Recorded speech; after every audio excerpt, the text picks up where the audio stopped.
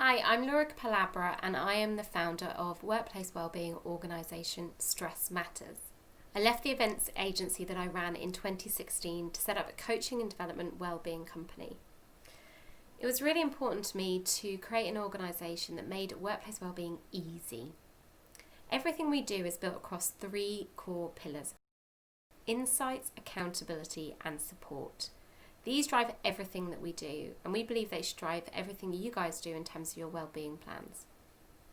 We work with business leaders to gather insights into the business, work with team leaders to understand their team better, and we even go down to that individual level to really understand each person's wellbeing. Every person is an individual, and we believe it's really important to treat everybody as an individual when it comes to their wellbeing. Particularly with everything that's going on at the moment, I think we can probably all agree that our people are one of the most important things. And one of the things that's causing a lot of managers and leaders stress at the moment is whether or not they're able to look after their people in the best way possible. All the programs that we run work across business, team and individual level. There are 4 main areas of wellbeing: physical, mental, emotional and spiritual. And what we find is quite often companies will be relatively strong in one area, but they may be weaker in another. So quite often we'll see a company that might have put on online yoga classes, for example, or they might even have mental health first aiders in their business. Now these things are both great, but they should be part of a wider strategy. And we need to have different things in place in that strategy to help with the physical, mental, emotional and spiritual sides of wellbeing. When we think about strategy, we know it's really important to understand where you are currently and where you want to go. So it's only by understanding where we are currently and where we're intending on going, we can actually build the plan for each stage in between. I've had enough time with finance directors to know that actually quite rightly they want to know what the return on investment is going to be. But workplace wellbeing is one of those areas that you really do get out more than what you put in.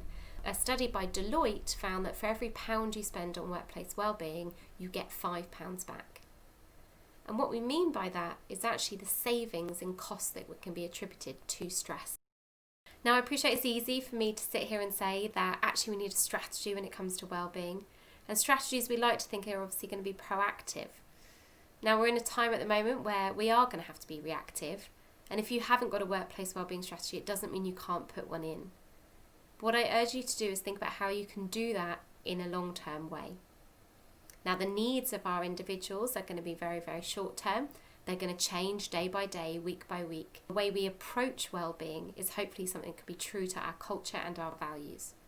Think really carefully about what your culture and your values look like. Do you have the kind of culture that actually people could be open and honest about how they're feeling and their mental health? And if they don't, how can we make them feel more comfortable with that? And you guys need to decide how comfortable you want them to be. Would you like an environment where you think people can openly say how they're feeling? Or is that a bit too far away from where you are at the moment? And actually there might need to be a step change in between now and then. Think about your values. Are there things that you can take from your values and build them into your wellbeing plan so they really feel part of you as an organisation and they make sense to your business? They make sense to your business, they'll make sense to your teams and to the individuals that work with you. You may well have had your fair share of online social events. Try and think about how you can involve your team in wellbeing. Is it that you can actually host a session with members of the team to try and establish what your strategy should look like? And have you considered that different teams might require slightly different approaches to wellbeing? Depending on where you work, if you've got people that do have to go back to an office or back to a venue, or on site even, actually, how can we look after their well-being compared to people that can continue working from home? So we have a situation where there are a number of people who are working additional hours, and there also are a number of people that are furloughed. And there is, of course, a mixture amongst that as well. So think carefully about your return to work strategy in terms of actually how might you deal with those different groups separately. You're going to have a physical return to work for some individuals. You're going to have a return to online working for others. And actually, it might be worth paying particular attention to those that are still in the business that have been working for a period of time. Stress Matters do lots of industry research, and in our 2020 pulse check during the COVID pandemic, we found that those that were still working are working 22% more hours. How can you support and reward those? Different subcultures and teams can be really influenced by the line manager. Find out whether or not your line managers feel prepared to deal with return to work scenarios. Do they feel comfortable talking about people's well-being and mental health? They're potentially the first port of call for any of their team members if they do feel that they're in distress. Consider training your line managers in mental health and well-being to make sure that they have the skills they need to be able to support the rest of the team. As a mental health first aider, those individuals have the skills to be able to spot signs of distress, understand what depression and anxiety might look like in the workplace, and be able to help those team members that they're concerned about and signpost them into the relevant supports. For some people, returning to work is going to be really exciting. They're going to potentially miss their colleagues, they're going to miss the pressure and the excitement of work, and they're going to miss having a routine. So for some people, returning to work is going to be a really positive experience. For others, however, it could be a particularly daunting experience that could be creating quite a lot of anxiety in their world right now. Maybe those that have been on furlough, the idea of returning to work actually is a huge amount of additional pressure.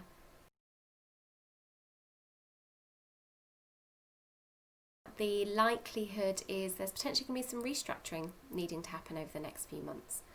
We've found ourselves in a very strange time, and there will be some companies that can get through this in a really positive way, and there will be others that unfortunately it's going to be a little bit more of a struggle.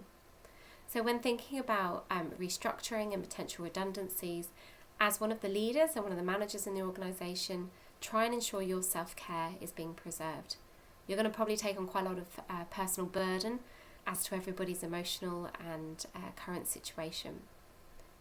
Try and do what is best for the overall business, the overall community that you're working within. It's quite a small industry in many respects. It's big in terms of number of businesses, but actually we all seem to come across each other multiple times. So try and think about how your process of restructuring and potential redundancies is going to have on that individual and how they're going to see you going forward. Every person is going to have their own individual experience of this COVID pandemic. Those people that are homeschooling, depending on the age of their children, whether or not they have very young children that can't self-study independently, or whether or not they have their older children that they have got to support but maybe aren't used to being at home.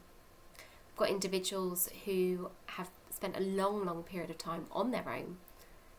They might be shielding, they might be vulnerable, they may live on their own. So we've got lots of people who are coming from very unique experiences. And we need to be really conscious when we're thinking about the individuals in our business about how we can support each individual as an individual. Everyone responds to pressure differently. And one of the things we encourage people to do is think about what their stress signature looks like. And we call it a stress signature because everybody has a unique approach to the way they handle stress. And it's not something we necessarily know and think about, but actually the more we understand it, the better we can equip ourselves with increased resilience. What it also helps us to do is to understand other people in our teams and those people that work with us.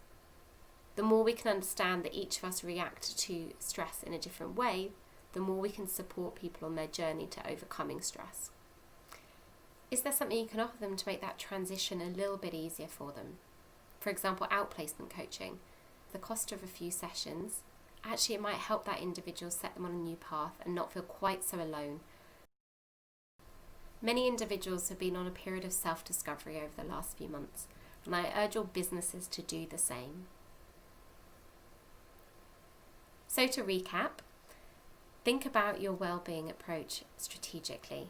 It might be in a reactionary phase, but there's no reason we can't have a strategy. Think about it on a business, team and individual level. And don't forget to consider well-being in terms of the 4 different areas of well-being: physical, mental, emotional and spiritual. We know that increasing well-being improves productivity and improves profitability and creates sustainable businesses. Everyone has their own unique experiences of COVID, and we need to understand that everybody's going to have their own unique experience of coming back to work. I'm Laura Capell-Abra. Thank you very much for listening this video. And for those of you that would like to know a little bit more about the current insights in terms of your business, we're offering free wellbeing audits to all EVCOM members at the moment.